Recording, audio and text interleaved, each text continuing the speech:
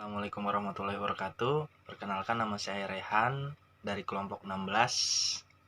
Nah, di sini saya akan menjelaskan mengenai di pertemuan 16 yaitu evaluasi dan pengendalian dalam manajemen strategi.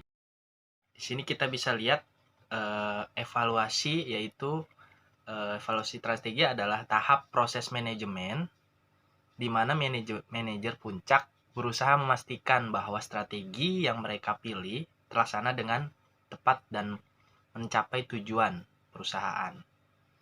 Dan untuk para pemimpin, perusahaan sangat perlu mengetahui kapan strategi tertentu tidak berfungsi dengan baik. Evaluasi strategi berarti usaha untuk memperoleh informasi ini. Nah, untuk selanjutnya di sini kita bahas mengenai hakikat evaluasi. Nah, yang pertama yaitu telah dikemukakan bahwa penilaian subjektif dalam dicakupkan dengan evaluasi pasca fakta, beberapa kriteria kualitatif dapat juga digunakan di sini untuk tujuan tersebut. Gitu.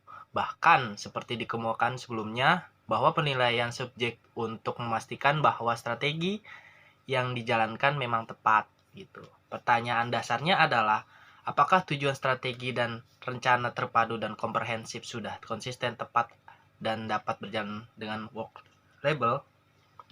Kita lihat.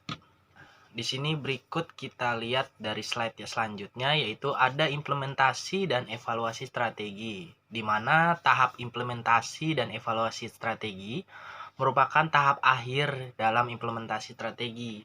Dalam tahap ini, manajemen sudah harus mempunyai gagasan yang jelas mengenai tingkat perusahaan yang diinginkan, baik menyangkut struktur organisasi, budaya perusahaan, maupun gaya kepemimpinan. Untuk melakukan tahap implementasi dan evaluasi strategi dengan baik dan berhasil, manajemen perusahaan perlu terbiasa dan membiasakan diri dengan 4 jenis keahlian dasar. Yang pertama yaitu adalah kemampuan berinteraksinya, dan yang kedua yaitu kemampuan mengalokasi, dan yang ketiga yaitu kemampuan memonitoring, dan keempat yaitu kemampuan mengorganisasi.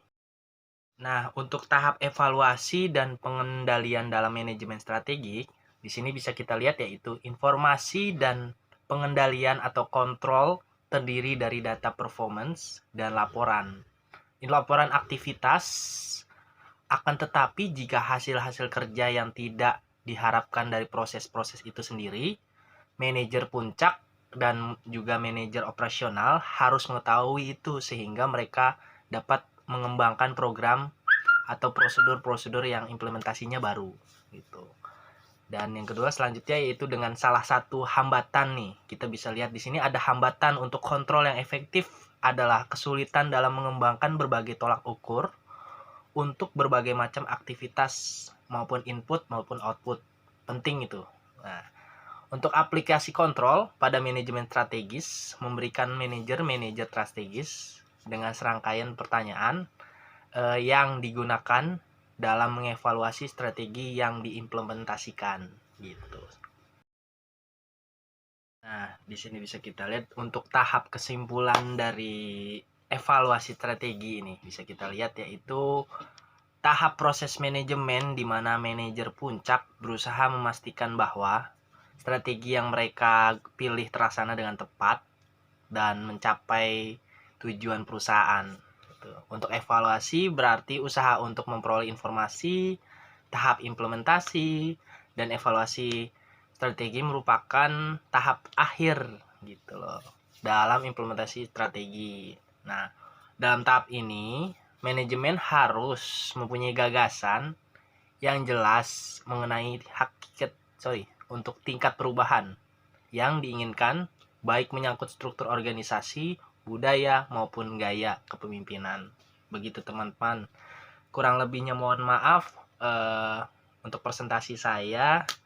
Wabillahi taufiq wal hidayat. Wassalamualaikum warahmatullahi wabarakatuh. See you. Thank you.